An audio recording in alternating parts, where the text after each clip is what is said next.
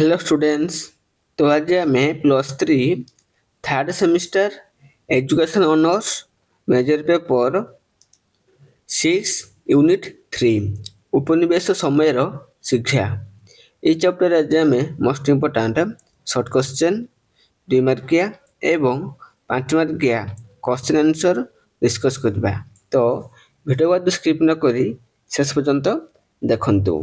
ମୁଁ already major paper 5ର class ଗୁଡ଼ିକ କରିଦେଇଛି।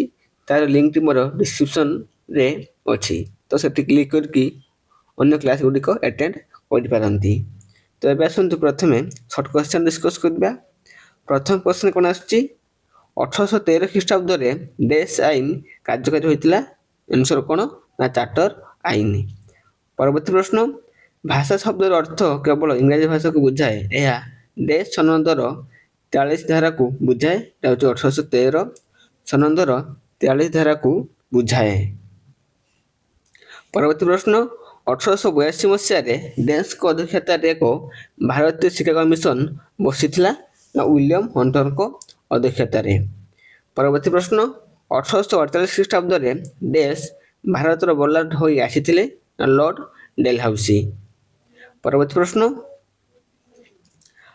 ଚାର୍ଲସ ଉଡ୍ 1854 ଖ୍ରୀଷ୍ଟାବ୍ଦରେ ପଠାଇଥିବା ଶିକ୍ଷା ସମ୍ବନ୍ଧୀୟ ସୁପାରିଶକୁ ଡେସ୍ କୁହାଯାଏ ନା ଉଡ୍ଙ୍କ ଶିକ୍ଷା ସନ୍ଦେଶ ଉଡ୍ ଡେସ୍ପାଚ୍ ବୋଲି କୁହାଯାଏ। ପରବର୍ତ୍ତୀ କ୍ୱେଶ୍ଚନ୍ ଯିବା କ୍ୱେଶ୍ଚନ୍ ନମ୍ବର 6କୁ ଆସିବା। 1835 ଫେବୃଆରୀ 2 ତାରିଖରେ ଡେସ୍ ବିବରଣୀ ପ୍ରକାଶ ପାଇଥିଲା ନା ମ୍ୟାକେଲେ ଶିକ୍ଷା ବିବରଣୀ। ପରବର୍ତ୍ତୀ ପ୍ରଶ୍ନ, ଶିକ୍ଷାର ପ୍ରସାର ଇଷ୍ଟ ଇଣ୍ଡିଆ କମ୍ପାନୀ ଦାୟିତ୍ୱ ଡେସ୍ ସନନ୍ଦରେ ବର୍ଣ୍ଣିତ ନା 1813 ସନନ୍ଦରେ। ପରବର୍ତ୍ତୀ ପ୍ରଶ୍ନ, ଡେସ୍ ସନନ୍ଦ ଅନୁଯାୟୀ ସାଧାରଣ ଶିକ୍ଷା କମିଟି ଗଠିତ ହୋଇଥିଲା 1833 ଖ୍ରୀଷ୍ଟାବ୍ଦରେ। ପରବର୍ତ୍ତୀ ପ୍ରଶ୍ନ, 1813 ଖ୍ରୀଷ୍ଟାବ୍ଦରେ ସନନ୍ଦର 43 ଧାରାରେ ଡେସ୍ ବର୍ଣ୍ଣିତ ନା ସାହିତ୍ୟ ହିଁ ଇଂରାଜୀ ସାହିତ୍ୟକୁ ବୁଝାଏ। ସାହିତ୍ୟ ହିଁ ଇଂରାଜୀ ସାହିତ୍ୟକୁ ବୁଝାଏ। ଏଟା ଗୋଟେ ଇମ୍ପୋର୍ଟାଣ୍ଟ କ୍ୱେଶ୍ଚନଟି। ଡେସ୍ ଖ୍ରୀଷ୍ଟାବ୍ଦରେ ମ୍ୟାକେଲେ ବିବରଣୀ ବର୍ଣ୍ଣିତ ନା 1835 ଖ୍ରୀଷ୍ଟାବ୍ଦରେ। ପରବର୍ତ୍ତୀ ପ୍ରଶ୍ନ, 1919 ମସିହାରେ ଡେସ୍ ଆଇନ କାର୍ଯ୍ୟକାରୀ ହୋଇଥିଲା ନା ମଣ୍ଟେସ୍କ୍ୟୁ ଚେମ୍ସଫୋର୍ଡ ସଂସ୍କାର। ପରବର୍ତ୍ତୀ ପ୍ରଶ୍ନ, ଡେସ୍ଙ୍କ ସଭାପତିତ୍ୱରେ ହଟର କମିଟି ବସିଥିଲା ନା ଫିଲିପ ହାର୍ଟଙ୍କ ଅଧ୍ୟକ୍ଷତାରେ ବା ସଭାପତିତ୍ୱରେ ହଟର କମିଟି ବସିଥିଲା। ପରବର୍ତ୍ତୀ ପ୍ରଶ୍ନ, ଡେସ୍ କମିଟି ଶିକ୍ଷା କ୍ଷେତ୍ରରେ ଅପଚୟ ଓ ଆବୋଧ ଆବିଷ୍କାର କରିଥିଲା ନା ହଟର କମିଟି। ପରବର୍ତ୍ତୀ ପ୍ରଶ୍ନ, ଡେସ୍ ଖ୍ରୀଷ୍ଟାବ୍ଦରେ ହଟର କମିଟି ଗଠିତ ହୋଇଥିଲା 1929 ଖ୍ରୀଷ୍ଟାବ୍ଦରେ। ପରବର୍ତ୍ତୀ ପ୍ରଶ୍ନ, 1882 ଫେବୃଆରୀ 3 ତାରିଖରେ ଡେସ୍ ଭାରତର ବର୍ଲାଟ ହୋଇ ଆସିଥିଲେ ନା ଲର୍ଡ ରିପନ। ପରବର୍ତ୍ତୀ କ୍ୱେଶ୍ଚନ୍ ଯିବା 16କୁ ଆସିବା। 1911 ଖ୍ରୀଷ୍ଟାବ୍ଦରେ ଡେସ୍ ବାଧ୍ୟତାମୂଳକ ଶିକ୍ଷା ଚିଠା ପ୍ରସ୍ତୁତ କରିଥିଲେ ନା ଗୋପାଳକୃଷ୍ଣ ଗୋଖଲେ। ପରବର୍ତ୍ତୀ ପ୍ରଶ୍ନ, ହିନ୍ଦୁସ୍ତାନୀ ଭାଷା ଡେସ୍କୁ ବୁଝାଏ ନା ଉର୍ଦ୍ଦୁ ଓ ଫାର୍ସିକୁ ବୁଝାଏ। ପରବର୍ତ୍ତୀ କ୍ୱେଶ୍ଚନ୍କୁ ଆସିବା 18କୁ ଆସିବା। ସାର୍ ମାଇକେଲ ସ୍ୟାଣ୍ଡଲାଙ୍କ ନେତୃତ୍ୱରେ ଡେସ୍ ମସିହାରେ କଲିକତା ବିଶ୍ୱବିଦ୍ୟାଳୟ ଆୟୋଗ ଗଠିତ ହୋଇଥିଲା 1917 ମସିହା ସେପ୍ଟେମ୍ବର 14 ତାରିଖରେ। ପରବର୍ତ୍ତୀ କ୍ୱେଶ୍ଚନ୍କୁ ଯିବା କ୍ୱେଶ୍ଚନ୍ ନମ୍ବର 19କୁ ଆସିବା। ସାଇମନ କମିଶନ ଡେସ୍ ମସିହାରେ ଗଠିତ ହୋଇଥିଲା 1917 ମସିହାରେ।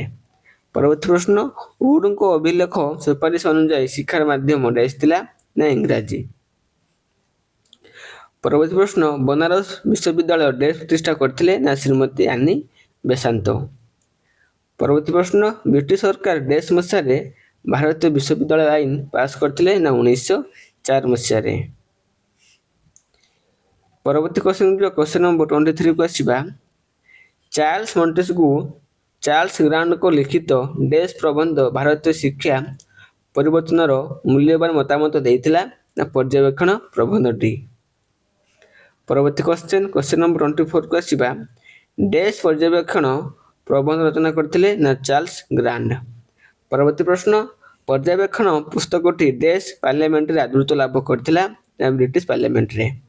ପରବର୍ତ୍ତୀ ପ୍ରଶ୍ନ, ଲର୍ଡ ମାକେଲଙ୍କ ଶିକ୍ଷା ବ୍ୟବସ୍ଥା ଡେସ୍ରେ ଅନୁମୋଦିତ ଲାଭ କଲା 1835ରେ 1835 ମାର୍ଚ୍ଚ ମାସରେ।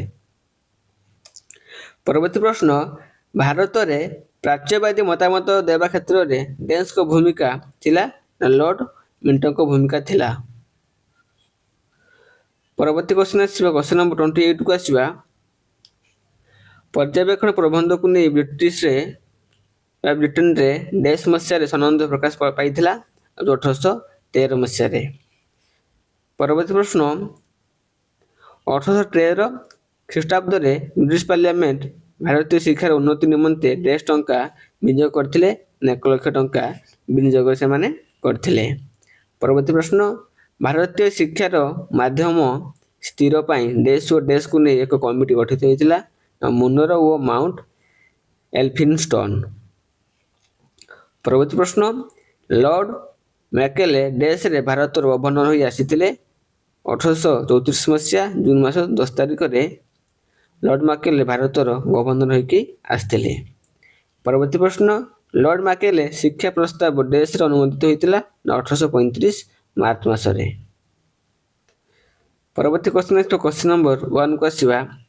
1835ରେ ଲର୍ଡ ମ୍ୟାକେଲେଙ୍କ ପ୍ରକାଶିତ ବିବରଣୀ ନାମ କ'ଣ ଥିଲା ନା ମ୍ୟାକେଲେ ବିବରଣୀ। ପରବର୍ତ୍ତୀ ପ୍ରଶ୍ନ, ନିମ୍ନମୁଖୀ ପରିଶ୍ରବଣ ତତ୍ତ୍ୱର ଅର୍ଥ କ'ଣ? ଇଂରାଜୀ ଉଚ୍ଚ ସ୍ତରରେ ପ୍ରଦାନ କରିବା। ପରବର୍ତ୍ତୀ ପ୍ରଶ୍ନ, ଚାର୍ଲ୍ସ ଗ୍ରାଣ୍ଟଙ୍କ ଲିଖିତ ପ୍ରବନ୍ଧର ନାମ କ'ଣ ଥିଲା ନା ପର୍ଯ୍ୟବେକ୍ଷଣ। ପରବର୍ତ୍ତୀ କ୍ୱେଶ୍ଚନ ଆସିବା, କ୍ୱେଶ୍ଚନ ନମ୍ବର 4କୁ ଆସିବା। ଭାରତର ବିଭିନ୍ନ ସ୍ଥାନରେ ସ୍ୱଦେଶୀ ବିଦ୍ୟାଳୟମାନ ସ୍ଥାପନ କରି ତାର ଉନ୍ନତି ନିମନ୍ତେ ଉଦ୍ୟମ ହେବା ଉଚିତ, ଏକଥା କିଏ କହିଥିଲେ? ଏକଥା ଏଲଫିନ୍ଷ୍ଟନ୍ କହିଥିଲେ। ପରବର୍ତ୍ତୀ ପ୍ରଶ୍ନ, ଇଂରାଜୀ ଭାଷା ସମଗ୍ର ବିଶ୍ୱଜ୍ଞାନ ଭଣ୍ଡାରର ଚାବିକାଠି ସଦୃଶ ଓ ଶିକ୍ଷାଦାନ କ୍ଷେତ୍ରରେ ଏହାର ଭୂମିକା ଅଧିକ, ଏକଥା କିଏ କହିଥିଲେ? ଏକଥା ଲର୍ଡ ମ୍ୟାକେଲେ କହିଥିଲେ। ପରବର୍ତ୍ତୀ ପ୍ରଶ୍ନ, ବିଶିଷ୍ଟ ଦାର୍ଶନିକ ଲଙ୍କ ଦର୍ଶନ ଏବଂ ମିଲ୍ଟନଙ୍କ କବିତାକୁ ବୁଝିବାର ସକ୍ଷମ ହୋଇ ପାରୁଥିବା ଭାରତୀୟଙ୍କୁ ଶିକ୍ଷିତ ଭାରତୀୟ କୁହାଯାଇପାରିବ, ଏକଥାଟି କିଏ କହିଥିଲେ? ଏକଥାଟି ଲର୍ଡ ମ୍ୟାକେଲେ କହିଥିଲେ। ପରବର୍ତ୍ତୀ କ୍ୱେଶ୍ଚନକୁ ଆସିବା। ଗୋଟିଏ ଉନ୍ନତ ୟୁରୋପୀୟ ପୁସ୍ତକାଗାରରେ ଗୋଟିଏ ମାତ୍ର ଛାକରେ ଥିବା ପୁସ୍ତକ ସମଗ୍ର ଭାରତ ଓ ଆରବୀୟ ଭାଷା ସାହିତ୍ୟଠାରୁ ଅଧିକ ମୂଲ୍ୟବାନ। ଏହି ଉକ୍ତିଟି କାହାର? ଏହି ଉକ୍ତିଟି ହେଉଛି ଲର୍ଡ ମ୍ୟାକେଲେଙ୍କର। ପରବର୍ତ୍ତୀ ପ୍ରଶ୍ନ, ଆଧୁନିକ ଭାରତୀୟ ଶିକ୍ଷା ବ୍ୟବସ୍ଥାର ଜନକ କିଏ? ନା ଲର୍ଡ ମ୍ୟାକେଲେ। ପରବର୍ତ୍ତୀ ପ୍ରଶ୍ନ, 1839 ମସିହାରେ ବେଙ୍ଗାଲୋରରେ ଗଠିତ ସାଧାରଣ ଶିକ୍ଷା କମିଟି କେଉଁ ତତ୍ତ୍ୱକୁ ଅନୁମୋଦିତ କରିଥିଲା? ତାହା କ'ଣ? ତାହା ହେଉଛି ନିମ୍ନମୁଖୀ ପରିଶ୍ରବଣ ତତ୍ତ୍ୱ। ପରବର୍ତ୍ତୀ ପ୍ରଶ୍ନ, ଲର୍ଡ ଚାର୍ଲ୍ସ ଉଡ୍ 1854ରେ ଇଂଲଣ୍ଡରୁ ଯେଉଁ ଶିକ୍ଷା ସମ୍ବନ୍ଧୀୟ ସୁପାରିଶମାନ ପଠାଇଥିଲେ ତାହାକୁ କ'ଣ କୁହାଯାଏ? ନା ତାହାକୁ ଉଡ୍ସଙ୍କ ଶିକ୍ଷା ସନ୍ଦେଶ କୁହାଯାଏ। ପରବର୍ତ୍ତୀ କ୍ୱେଶ୍ଚନକୁ ଆସିବା। କେଉଁ କମିଟି ଶିକ୍ଷା କ୍ଷେତ୍ରରେ ଦୁଇଗୋଟି ଦୁର୍ବଳତା, ଅପଚୟ ଓ ଆବଦ୍ଧତା ଆବିଷ୍କାର କରିଥିଲା? ନା ହଟର କମିଟି 1829ରେ। ପରବର୍ତ୍ତୀ ପ୍ରଶ୍ନ, କେଉଁ ଶିକ୍ଷାଦାନ ଲାଗି ଚାର୍ଲ୍ସ ଉଡ୍ ମତ ଦେଇଥିଲେ? ନା ସାର୍ବଜନୀନ ଶିକ୍ଷା ଲାଗି ଚାର୍ଲ୍ସ ଉଡ୍ ମତ ଦେଇଥିଲେ। ପରବର୍ତ୍ତୀ ପ୍ରଶ୍ନ, ଗାୟକୱାଡ ଶାହାଜୀ ରାଓ 1893 ଖ୍ରୀଷ୍ଟାବ୍ଦରେ କେଉଁ ଅବୈଦିକ ବାଧ୍ୟତାମୂଳକ ପ୍ରାଥମିକ ଶିକ୍ଷା ପ୍ରବର୍ତ୍ତନ କରିଥିଲେ? ନା ଅମ୍ରେଲି ତାତୁକ୍। ଅମ୍ରେଲି ତାତୁକ୍ ନାମକ ଏକ ଅବୈଦିକ ବାଧ୍ୟତାମୂଳକ ଶିକ୍ଷା ସିଏ ପ୍ରାଥମିକ ଶିକ୍ଷା ପ୍ରବର୍ତ୍ତନ କରିଥିଲେ। କିଏ? ନା ଅମ୍ରେଲି ତାତୁକ୍। ପରବର୍ତ୍ତୀ ପ୍ରଶ୍ନ, 1914 ମାର୍ଚ୍ଚ 9 ତାରିଖରେ କିଏ ଉଭୟ ପ୍ରାଥମିକ ଓ ମାଧ୍ୟମିକ ଶିକ୍ଷାକୁ ବାଧ୍ୟତାମୂଳକ କରିବା ଲାଗି କେନ୍ଦ୍ର ବିଧାନ ପରିଷଦ ନିକଟରେ ଏକ ବିଲ୍ ଉପସ୍ଥାପନ କରିଥିଲେ? ନା ଗୋପାଳକୃଷ୍ଣ ଗୋଖଲେ। ତ ଇଏ ଥିଲା ଆପଣଙ୍କର ସର୍ଟ କ୍ୱେଶ୍ଚେନ୍। ଦେନ୍ ଆସିବା ଦ୍ୱିମାରିଆ କ୍ୱେଶ୍ଚେନ୍। ତ ଦ୍ୱିମାରିଆ କ୍ୱେଶ୍ଚେନ୍ ଗୁଡ଼ିକ ଏବେ ମୁଁ ଡିସ୍କସ୍ କରୁନାହିଁ, ନେକ୍ସଟରେ ଡିସ୍କସ୍ କରିବି। ତ ସମସ୍ତେ ସ୍କ୍ରିନଶଟ୍ ନେଇ ନିଅନ୍ତୁ କିମ୍ବା ଭିଡ଼ିଓଟିକୁ ଷ୍ଟପ୍ କରିକି ପଢ଼ି ନିଅନ୍ତୁ। ମୁଁ ଧୀରେ ଧୀରେ ସ୍କ୍ରଲ୍ କରିକି ଯିବି, ଆପଣମାନେ ଷ୍ଟପ୍ କରିକି ପଢ଼ି ନେବେ କିମ୍ବା ସ୍କ୍ରିନଶଟ୍ଟି ନେଇ ନିଅନ୍ତୁ। ସବୁଠାରୁ ବେଟର୍ ହେବ, ମୋ ଡିସ୍କ୍ରିପ୍ସନ୍ରେ ମୋର ଟେଲିଗ୍ରାମ ଗ୍ରୁପ୍ର ଲିଙ୍କ୍ ଅଛି, କ୍ଲିକ୍ କରି ଆପଣମାନେ କ୍ଲାସ୍ ସହିତ PDF ଗୁଡ଼ିକ ପାଇପାରିବେ।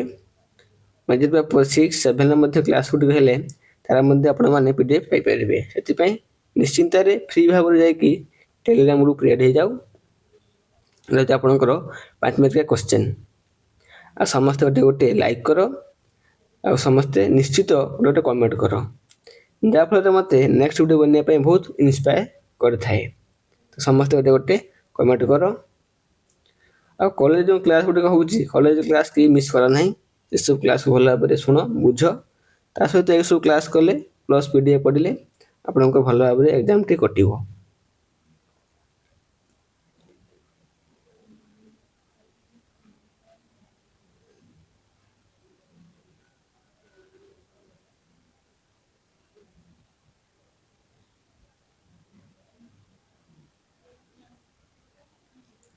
Thank you all.